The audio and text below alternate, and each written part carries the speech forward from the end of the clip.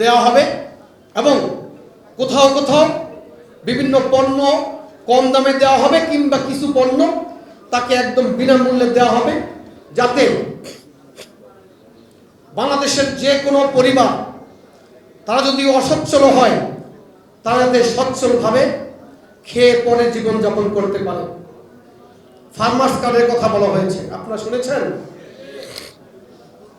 অর্থাৎ বাংলাদেশের প্রতিটি কৃষককে প্রণোদনা দেওয়ার জন্য এখানে উপস্থাপন করা হয়েছে উন্নত মানের বীজ, সার, কীটনাশক এবং কৃষকের পণ্য যাতে ন্যায্য মূল্যে কৃষক বিক্রি করতে পারে তার জন্য কৃষি পণ্য ক্রয় কেন্দ্র স্থাপন করার কথা বলা হয়েছে।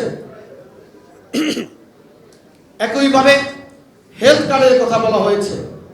আপনারা এই কথাগুলো বলবেন, বাংলাদেশের প্রতিটি নাগরিক যাতে আন্তর্জাতিক মানের চিকিৎসা সেবা পায় তার জন্য ইতিমধ্যেই বলা হয়েছে জিডিপির 5% স্বাস্থ্য খাতে বিনিয়োগ করা হবে।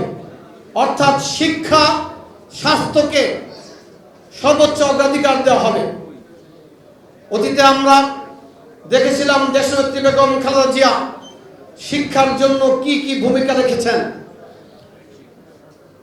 বিশ্ব ব্যাংকের সাবেক বাংলাদেশে নিযুক্ত যে কান্ট্রি ডিরেক্টর ক্রিস্টিন আইওয়ালিক একটি বক্তব্যতে বলেছেন, বাংলাদেশের শিক্ষা, সংস্কৃতি, উৎপাদন, উন্নয়ন এবং গণতন্ত্রের জন্য বেগম খালেদা জিয়া যদি আর একটি অবদানও না রাখে, শুধু শিক্ষার জন্য দেশনেত্রী বেগম খালেদা জিয়া যে অবদান রেখেছেন বাংলাদেশের মানুষ তাকে সারা জীবন মনে রাখবে, শুধু এই জন্য। কারণ বাংলাদেশে একটি প্রকল্প ছিল কাজের বিনিময়ে খাদ্য। দেশনেত্রী বেগম খালেদা জিয়া সেই প্রকল্পকে শিক্ষার বিনিময়ে খাদ্য নামক প্রকল্পে রূপান্তরিত করেছিলেন। প্রথম মেয়াদে তিনি মাধ্যমিক পর্যন্ত শিক্ষাকে অবৈতনিক করেছিলেন, তারপরের মেয়াদে স্নাতক পর্যন্ত শিক্ষাকে অবৈতনিক করেছিলেন। বিজলি কেবলসের স্কিন কোটেড ইনসুলেশন আগুন প্রতিরোধী। বিজলি কেবলস, নিরাপদ আজীবন।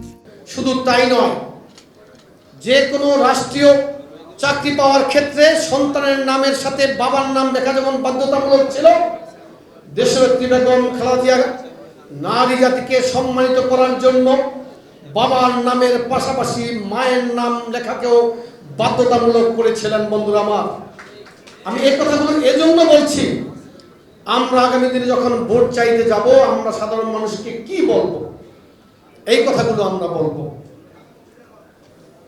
শহীদ রাষ্ট্রপতি জিয়াউর রহমান, যিনি নারী ও শিশু মন্ত্রণালয় প্রতিষ্ঠা করেছেন, নারী ও শিশু মন্ত্রণালয় প্রতিষ্ঠা করেই তিনি দায়িত্ব শেষ করেননি এবং নারী এবং শিশুদের বিরুদ্ধে যে নির্যাতন হয় এই নির্যাতনের বিরুদ্ধে তিনি আইন করেছেন, যে আইন সর্বোচ্চ হচ্ছে মৃত্যুদণ্ড এবং যাবজ্জীবন কারাদণ্ডের বিধান রেখেছিলেন। অর্থাৎ সংস্কার নিয়ে আজকে যে কথা হচ্ছে, সেই সংস্কার শুরু করেছিলেন কে? আমি মনে করি এই সংস্কার শুরু করেছিলেন শহীদ রাষ্ট্রপতি জিয়াউর রহমান। কারণ স্বাধীনতার পূর্বে আমরা একজন নেতাকে দেখেছি যিনি ইঙ্গো মার্কিন জোটের বলয়ে রাজনীতি করেছেন, কিন্তু গণতন্ত্রের কথা বলে বলে মুখে ফেনা বের করেছেন। কিন্তু আমরা লক্ষ্য করলাম গণতন্ত্রের কথা বলে যিনি জাতির সামনে নেতৃত্ব দিয়েছেন, স্বাধীনতা উত্তর তিনি গণতন্ত্র থেকে সরে গেলেন। তিনি ইঙ্গো মার্কিন জোট থেকে সরে গিয়ে সমাজতান্ত্রিক বলয়ে চলে গেলেন আর গণতন্ত্রকে সমাহিত করলেন, বাকশাল নিয়ে আসলেন, সব পত্রিকা বন্ধ করে দিলেন। সংস্কার তো সেদিনই শুরু হলো যেদিন শহীদ রাষ্ট্রপতি জিয়াউর রহমান একদলীয় বাকশালের পরিবর্তে বাংলাদেশের বহুদলীয়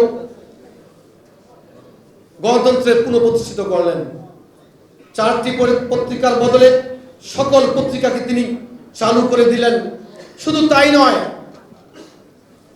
বাঙালি জাতীয়তাবাদ একটি অসম্পূর্ণ এবং খণ্ডিত জাতীয়তাবাদ, তার পরিবর্তে তিনি বাংলাদেশি জাতীয়তাবাদ প্রবর্তন করলেন, যেখানে সমতল ভূমি থেকে পাহাড়ি অঞ্চল পর্যন্ত প্রতিটি নাগরিককে একটি পরিচয় আবদ্ধ করলেন। এগুলো কি সংস্কার নয়? তারপরে সংস্কারের ধারাবাহিকতায় দেশনেত্রী বেগম খালেদা জিয়া বাংলাদেশের মানুষকে বিভিন্ন রকমের উপহার দিয়ে গেলেন।